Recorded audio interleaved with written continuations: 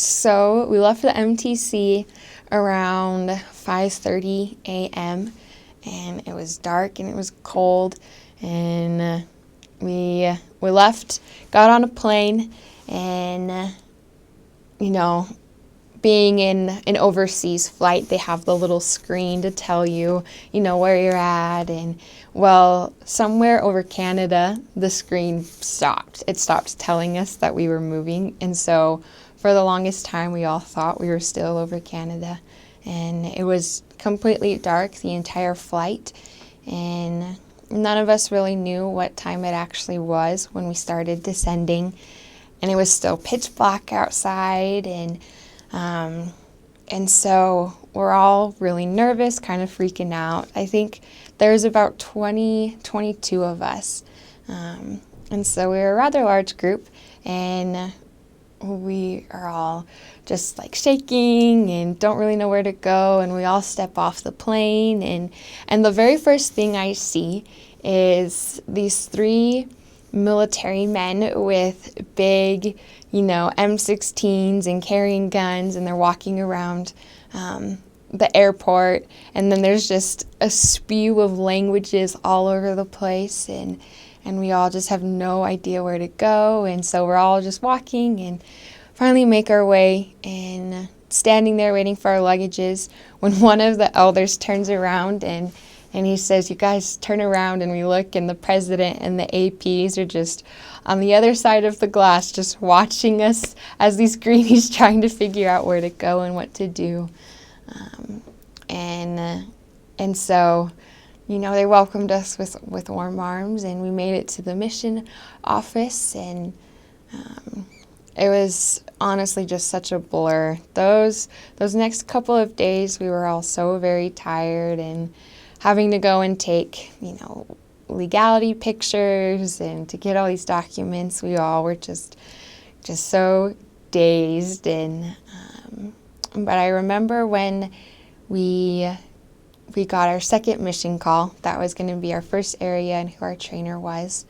There was so much excitement in the room to feel that this is it, this is really getting started, and reading the city and a little bit of the history behind it, and then who your trainer is. I just could not wait for the next morning.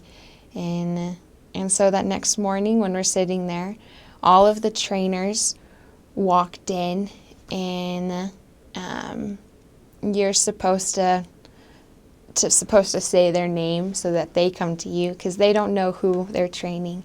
And I remember my trainer, she walked in, and we immediately made eye contact, and that was a really special moment.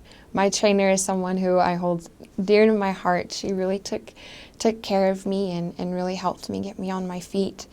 We were all the way up in Amsterdam and in Leiden, and so we had to get on a train, and we traveled for several hours on a train. And by the time we actually got to the city of Antwerp in Belgium, it was around 7:30, 8 o'clock, and we had to go straight to an appointment. So the zone leaders picked us up, and we put all my stuff in their car, and we went straight to the church. And without, really any warning or a heads up, we went straight to a lesson with an investigator. And just from the beginning, there was just Dutch and just going so fast back and forth, and I just had no idea what was going on, and just trying my best to just absorb it and stay awake.